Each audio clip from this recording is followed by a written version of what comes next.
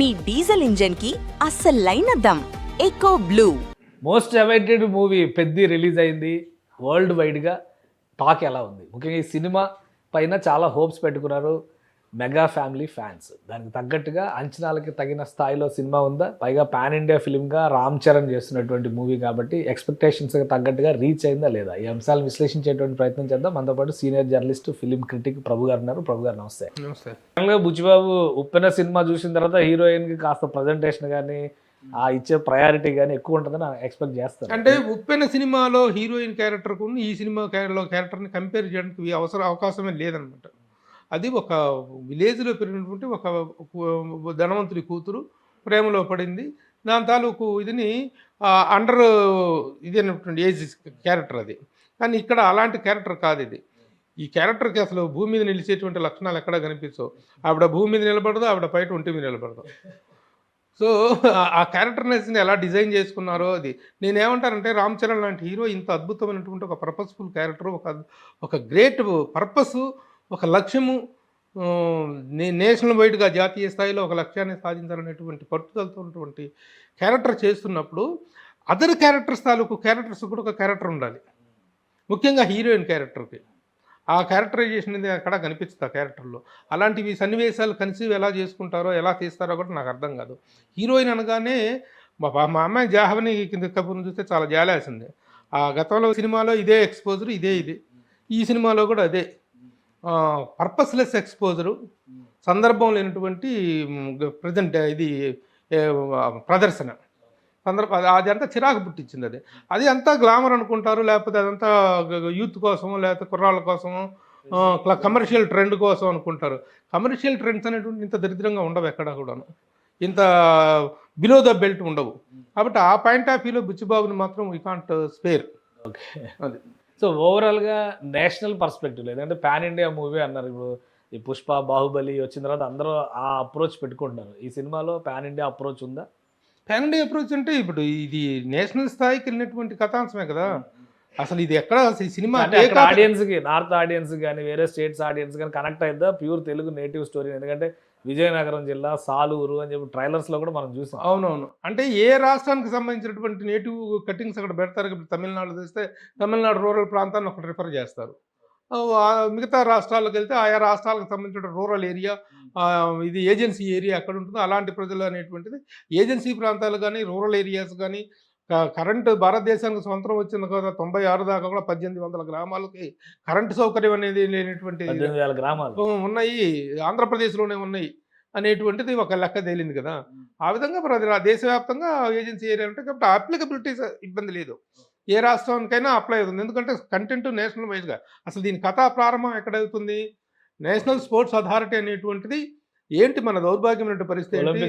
ప్రపంచంలో లిస్టులో చూసుకున్నట్టయితే మన దేశం చూడండి తలకాయ దించుకొని చూడాల్సి వస్తుంది అనేటువంటిది కదా అతను అంటాడు. అక్కడ నుంచి కదా కథ టేక్ ఆఫ్ అవుతుంది. ఆ ఇరాన్ బొమ్మని ఇతను ఎత్తుకుంటూ వెళ్ళటం, ఇతను తారసపట్టం అక్కడ అలా. అది నేషనల్ అప్లికేషన్ విషయంలో ఇబ్బంది ఏమి లేదు. కథ అన్ని ప్రాంతాలకి అప్లై అవుతుంది. ఇంకా సినిమాలో బెస్ట్ ఎలిమెంట్స్ ఏంటి? ఇంకోటి ఏంటంటే మ్యూజిక్ గురించి చాలా చర్చ జరిగింది. అవును, ఏఆర్ రెహమాన్ గారు చాలా కాలం తర్వాత మళ్ళీ స్ట్రైట్ తెలుగు మూవీ చేస్తున్నారు. ఎలా ఉంది? 2 పాటలు, ఆ చికిరి చికిరి సాంగ్ ఒకటి, రై రై రై రై రారా సాంగ్ ఒకటి, కొంతలో కొంత ఐటమ్ సాంగ్ ఒకటి, మిగతావి ఏవి కూడా థియేటర్ బ్యాక్గ్రౌండ్ స్కోర్స్ అవి ఉన్నాయి. ఓకే, మ్యూజిక్లో ఆ 2 పాటలు మాత్రం సినిమాని ఏ రేంజ్కో తీసుకెళ్ళిపోయినాయి. ఇంత identity all over the country రావడానికి కారణం ఏంటంటే ఆ 2 సాంగ్స్, వాటికి సంబంధించినటువంటి డ్యాన్స్ కొరియోగ్రఫీ. ఆ డ్యాన్స్ అనేటువంటిది మామూలుగా చేయలేదు రామ్ చరణ్. ఇక్కడ రెగ్యులర్గా ఎంత బాడీని ఎంత హింస పెట్టుకున్నాడో, ఎంత అద్భుతమైన మేక్ ఓవర్ ఇచ్చాడో. ఆ 6 ప్యాక్ కంటే కూడా ఇంకేదైనా ప్యాక్ ఉంటే ఆ ప్యాక్ ట్రై చేశాడో అనిపించేంత గొప్పగా తన బాడీని ట్రాన్స్ఫార్మ్ చేసుకున్నాడు. మనకు ఒక సిల్వర్ స్టార్ స్టాలిన్ అనేటువంటి పర్సన్ కనిపిస్తున్నా అంటే ఇది రామ్ చరణ్లోనే కనిపించాడు ఈ రోజున. ఆ స్థాయిలో తను మేకఓవర్ చేసుకున్నాడు. మేకఓవర్ చేసుకున్నాడంటే దాని అర్థం ఏంటంటే తను అంతగా హింసించుకున్నాడు. ఎంచుకుంటేనే అది సాధ్యపడుతుంది. యాక్చువల్గా ఏంటంటే రామ్ చరణ్ 6 ఫూటర్ కాదు, 6 ఫూటర్ కాదు, ఇది కాదు. కానీ ఆ ఉన్న బాడీని చూస్తేనే ఆ హైట్, ఆ పర్సనాలిటీని, ఆ బాడీ అంత విగరస్గా అంత జెజాంటిక్గా తయారు చేసుకున్నాడంటే ఒక ఆర్టిస్ట్ ఎంతగా తను సాక్రిఫై చేసుకుంటే ఆ మేక్ ఓవర్ అనేటివి సాధ్యపడుతుంది అనే పాయింట్ ఆఫ్ వ్యూలో have to so appreciate. Lyrics కానీ డైలాగ్స్ కానీ వీటికి ఏమన్నా స్పెషలైజేషన్ డైరెక్టర్కి ఇది ఎడ్జ్ ఇచ్చినటువంటి పాయింట్ అనుకునే సన్నివేశాలు కానీ ఉన్నాయా? ఉన్నాయి కొన్ని డైలాగ్స్. నేను చెప్తున్నాను కదా, as far as the main content of the film, main సే ఆఫ్ ద ఫిలిం వరకు బుచ్చిబాబుని పల్లెత్తు మాట అంటానికి కూడా లేదు. ఒక అద్భుతమైన పర్పస్ని చక్కగా ఒక డెడికేటెడ్ ఇదిలో డ్రైవ్ చేసుకుని వెళ్ళాడు తను. మెయిన్ కంటెంట్ విషయం ఎలాగ చెప్పలేదు. ఒకటే ఏంటంటే రామ్ చరణ్ క్యారెక్టర్లో ఇబ్బందికరమైనటువంటి విషయం ఏంటంటే అతిగా బీడీ తాగటం. ఆ బీడీ అనేటువంటిది ఇదే కాదు, మన చాలా సినిమాల్లో ఈ దరిద్రాన్ని పెడుతున్నారు. ఆ బీడీలు తాగటం, సిగరెట్లు తాగటం అని. అవి 1-2 సందర్భాల్లో ఫ్యాషనబుల్గా ఉంటుంది. 1-2 సీన్స్కి పరిమితం చేయాలి. అంతేగాని అసలు క్యారెక్టర్ స్టార్ట్ అవటమే బీడీలతోటి, బీర్లతోటి, ఇలాంటివి దరిద్రాలతో సినిమా త్రూఅవుట్ చిరాకు పుట్టిస్తుంది. క్రికెట్ ఆడతా కూడా బీడీ తాగుతా, నోట్లో పెట్టుకుని బీడీ తాగుతా క్రికెట్ ఆడటం అనేటువంటిది మనం ఎక్కడ ప్రపంచ క్రికెట్ చరిత్రలో చూడడం. ఏ విలేజ్లో ఆడుకునే ఎదవలు కూడా ఆ పని చేయలేదు.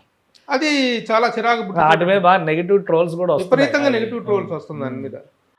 నువ్వు పాటలోనో ఆ ఫైట్స్లోనో ఎక్కడో 1-2 సందర్భాల్లో ఆ స్టైలిష్ ప్రెజెంటేషన్ కోసం పెట్టామంటే అర్థం ఉంది.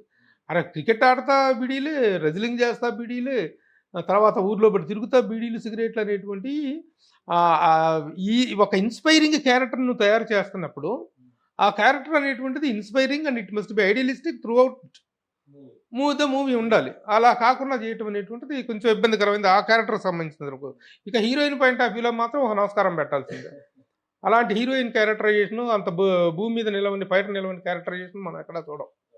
మిగతా క్యారెక్టర్స్ అన్ని కూడా పర్పస్ఫుల్గా వస్తాయి. గౌరీ నాయుడు క్యారెక్టర్ చేసినటువంటి శివరాజ్ కుమార్ కును అప్పలరాజు క్యారెక్టర్, అప్పల సూరి క్యారెక్టర్ చేసిన జగత్ బాబు, ఈ 3 పర్ఫార్మెన్స్ స్పెషల్ వీళ్ళంతా అవార్డు విన్నర్స్ అవుతారని చెప్పి ఒక ఇంట్రెస్టింగ్ డెఫినెట్ గా అవుతారు. ఎందుకంటే సినిమా చాలా అనుదన్నుగా ఉంది శివరాజ్ కుమార్ చేసిన క్యారెక్టర్. అసలు సినిమా పర్పస్ నే డిసైడ్ చేసేటువంటి డ్రైవ్ చేసేటువంటి క్యారెక్టర్ జగత్ బాబు చేసినటువంటి క్యారెక్టర్. అసలు బిగినింగ్ ఫస్ట్ షాట్ లో జగత్ బాబుని గుర్తుపట్టలేవు, ఎవరితను అనుకుంటావు. ఆ తర్వాత చూస్తే ఆ పోరాటాలు 35 సంవత్సరాలుగా ఆ ఊరి కోసం అతను చేసిన పోరాటంలో నలిగిపోయినటువంటి ఆ వ్యక్తి తాలూకు ఆ దైన్యం కనిపిస్తుంది.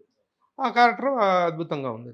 సో ఓవరాల్గా ఈ సినిమా రామ్ చరణ్ మూవీనా బుచ్చిబాబు మూవీనా? అట్లా డైరెక్టర్కి ఇవ్వాల్సినటువంటి క్రెడిట్ డైరెక్టర్స్కి ఇవ్వాలి, హీరోకి ఇవ్వాల్సిన క్రెడిట్ హీరో ఇతను కన్విన్స్ కాలేకపోతే ఆ క్యారెక్టర్ అతను చేయదు. నేనేమంటానంటే ఓవరాల్ నీ క్యారెక్టర్ పాయింట్ ఆఫ్ వ్యూనే కాదు, ఇప్పుడు హీరోలు తమ క్యారెక్టర్ ఎంత గొప్పగా వచ్చిందనేటువంటి పాయింట్ ఆఫ్ వ్యూనే కాకుండా మిగతా టోటాలిటీ అనేటువంటిది చూసుకోవాల్సిన అవసరం ఉంది. టోటాలిటీ ఆఫ్ ద ఫిలిం మీద కూడా ఒక కన్నేసి ఉంచాల్సిన అవసరం ఉంది. టోటాలిటీ పాయింట్ ఆఫ్ వ్యూలో తన క్యారెక్టర్కి ఎంతైతే తను డెడికేట్ అయ్యాడో, ఎంతగా తను తను హింసించుకున్నాడో, మిగతా క్యారెక్టర్స్ విషయంలో కూడా మినిమం కేర్ తీసుకోవాల్సిన అవసరం ఉంది. ఎందుకంటే సినిమా అనేటువంటిది రామ్ చరణ్ కాదు అంటే ఈ సినిమా ఏంటి? రామ్ చరణ్ చేయలేదంటే ఏంటి ఈ సినిమా కదా, ఏ స్టార్ సినిమా కంప్లీట్ పోతుంది కదా. ఇదే సినిమా ఎవరినో పెట్టుకుని పెద్ద అని తీస్తే ఏమవుతుంది? అసలు పెద్ద అని ఒక డిగ్లామరైజ్డ్ టైటిల్ ఎవరైనా యాక్సెప్ట్ చేస్తారా? రంగస్థలం లాంటి ఒక ఛాలెంజింగ్ క్యారెక్టర్ చేసిన తర్వాత మళ్ళీ ఇలాంటి ఒక క్యారెక్టర్ని తను వెల్కమ్ చేయటం అనేటువంటి రామ్ చరణ్కు ఉన్నటువంటి క్యారెక్టరైజేషన్స్ పట్ల కానీ పర్ఫార్మెన్స్ పట్ల కానీ తనకున్నటువంటి మనం రెస్పెక్ట్ చేయాల్సిన అవసరం ఉంది. కాబట్టి ఈ పాయింట్ ఆఫ్ వ్యూలో ఇది ఎవరి సినిమా అంటే రామ్ చరణ్ ద్వారా బుచ్చిబాబు చెప్పినటువంటి ఒక అద్భుతమైనటువంటి కంటెంట్. మధ్యలో వచ్చిన లోపాలైతే మాత్రం ఉన్నటువంటి మాట వాస్తవం. రత్నవేలు కెమెరా అద్భుతంగా ఉంది, నవీన్ నూలికి ఎడిటింగ్ బాగుంది, టెక్నికల్లీ ఇట్స్ వండర్ఫుల్. ముఖ్యంగా నిర్మాతలను చెప్పుకోవాలి. ఇంకొకటి ఏంటంటే 2.5 గంటల 3 గంటల 10 నిమిషాల సినిమా అనేటువంటి దాంట్లో ల్యాగ్ ఉంది, డెఫినెట్గా ఉంది. ఆ ల్యాగ్ని సరి చేసుకోవాల్సిన అవసరం ఉంది ఎప్పటికైనా సరే. ఏ ఫ్రేమ్లో చూసినా కొన్ని వేల మంది జనం, వేల మందితో ఖర్చు, ఆ ప్రొడ్యూసర్స్ని మాత్రం హ్యాట్స్ ఆఫ్ చెప్పాలి. అంటే డైరెక్టర్ ఏది అడిగితే అది ఇచ్చారు వాళ్ళు. అది ఇచ్చినప్పుడు మనం ఏమి ఇచ్చాము? గ్రాండ్ ఇయర్ అనేటువంటిదేమో కథలో ఉండదు, నేపథ్యంలో గ్రాండ్ ఇయర్ లేదు. నేపథ్యం అంతా అతి దారుణమైన రూరల్ ఏరియా, గిరిజన ప్రాంతం. ఆ గిరిజన ప్రాంతంలో అంత కాస్ట్లీగా ఖర్చు పెట్టి అది కానీ ఎక్కడైనా సరే ఢిల్లీలో జరిగినటువంటి ఇది కానీ నిర్మాతలు నీళ్లప్రాయంగా డబ్బులు ఖర్చు పెట్టారు. ఎంత ఎక్స్పోజ్ చేశారు, స్క్రీన్ పైన కనిపించింది. రిచ్నెస్ కాదు, I don't call it richness, I call richness means technical richness అది కనిపించింది. బట్ ఓవరాల్ గా hats off to the producers. Thank you Prabhu garu విశ్లేషణ అందించినందుకు. ఇది పెద్ద సినిమా ప్రపంచవ్యాప్తంగా రిలీజ్ అయింది 4వ తేదీన. అలానే సంచలనాలకు తగ్గట్టుగా మంచి ఓపెనింగ్స్తో మొదలైంది. ఒక లక్ష్యాన్ని నిర్దేశించినటువంటి అద్భుతమైన సినిమా. రామ్ చరణ్ క్యారెక్టరైజేషన్ ఖచ్చితంగా ఈ జనరేషన్కి ఒక ఇన్స్పిరేషన్ అంటున్నారు ప్రభు గారు. సినిమాలో చిన్న చిన్న లోటుపాట్లు ఉన్నాయి, కానీ దాన్ని సవరించి పక్కకు జరిపేసి చూస్తే మాత్రం ఇదొక ఇన్స్పైరింగ్ మూవీ అవుతుంది, ఒక స్పోర్ట్స్ డ్రామా అవుతుంది. ఖచ్చితంగా చూడండి పెద్ద సినిమాని, ఎందుకంటే చాలా కాలం తర్వాత తెలుగు తెరపైన ఒక హై వాల్యూ కాంబినేషన్స్ ఉన్నటువంటి సినిమాగా దీన్ని మనం చెప్పుకోవచ్చు. ఇది స్పెషల్ రివ్యూ. Keep watching.